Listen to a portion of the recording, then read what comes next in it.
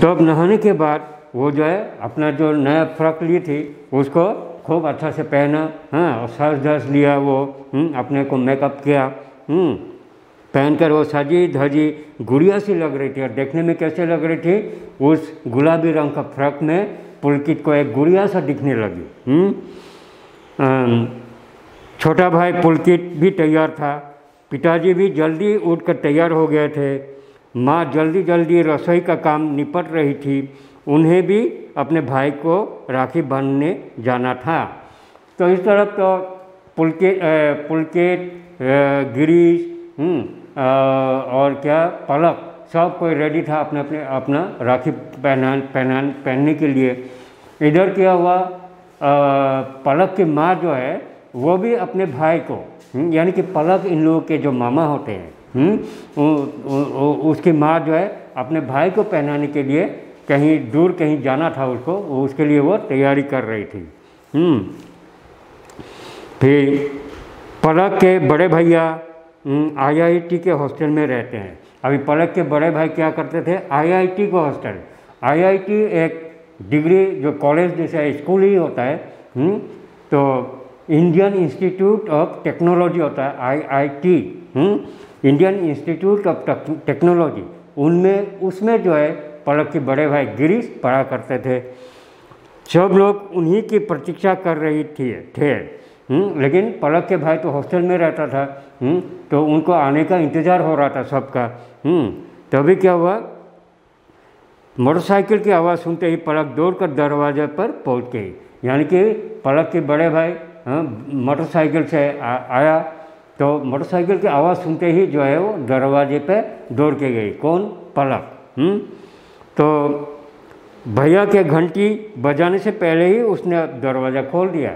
उसके बड़े भैया जो है घंटी बजाने का ज़रूरी नहीं पड़ा, वो जानता था कि बड़े भैया आ चुके हैं, उससे पहले ही जो है वो दरवाज़ा खोल दिया। भैया ने उसका माथा चूमकर उसे आशीर्वाद दे दिया, और उसके बड़े भाई ने उसके माथा को चूमकर उसको सबसे पहले आशीर्वाद दिया। पलक बड़े भैया की बाहों में झूलती हुई सी बैठक में आ गई, और जानते हो बड़े भैया भाई इन लोग आने से कितना खुशी होता है। तो पलक भी अपने भैया की हाथ में झूलते हुए, यानी कि थोड़ा माने ये करते हुए जो है उसके बड़े भाई की हाथ में झूलते हुए बैठक में आ गई, यानी कि ड्राइंग रूम में आ गया। माँ ने पहले से ही पूजा की थाली सजा रखी थी, और माँ जो है पलक की माँ पूजा की थाली, जो थाली होता है उस थाली में दिया वगैरह सब कुछ, राखी वगैरह रखा होता है, प्रसाद वगैरह रखा होता है, मिठाई वगैरह रखा होता है, तो पलक की माँ ने वो पहले रेडी करके रखी हुई थी। थाली में मिठाइयाँ, रोली और राखियाँ सजी थी। रोली मीन्स जो एक रंग होता है, वो जो है रखा हुआ था, क्योंकि उसमें जो है टीका लगाने के लिए। सबसे पहले पलक ने अपने छोटे भाई पुलकित के माथे पर तिलक लगाया और कलाई में राखी बांधकर थोड़ी सी मिठाई खिलाई। पुलकित ने भी पलक को कुछ रुपये दिए। फिर पलक ने अपने बड़े भैया को भी तिलक लगाकर राखी बांधी। भैया ने एक बहुत सुंदर उपहार पलक को दिया। उसके बड़े भैया था तो पलक को जो है बहुत सुंदर सा एक उपहार दिया।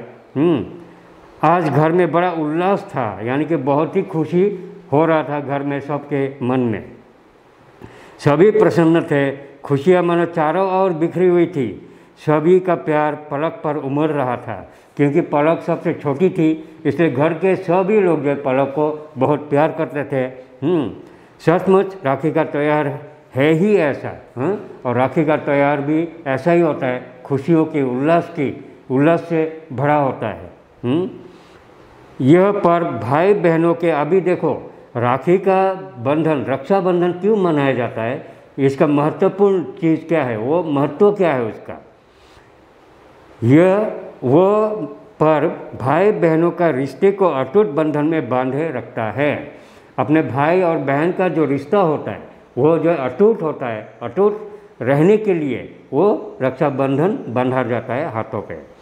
बहन भाई को राखी बांधती है और भाई सुख दुख में बहन की सहायता करने की वचन को दोहराता है।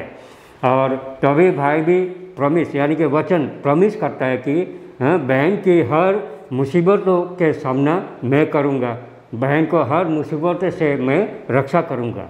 यही दुआ करता है बड़े भाई छोटी बहन के लिए। या कोई भी भाई जो है अपने बहन के लिए रक्षा के लिए दुआ करती है। बहन भाई का यह स्नेह बंधन आजीवन चलता रहता है और ये एक स्नेह बंधन है, प्यार का बंधन है। ये रक्षाबंधन एक प्यार का बंधन भाई बहन के बीच में, और ये जो है हमेशा चलते ही आ रहा है। तभी पलक ने अपने पिताजी से पूछा कि रक्षाबंधन का तैयार कैसे शुरू हुआ था। अभी पलक तो छोटी है और रक्षाबंधन है मालूम है, पर क्या कारण से रक्षाबंधन मनाया जाता है उसको मालूम नहीं।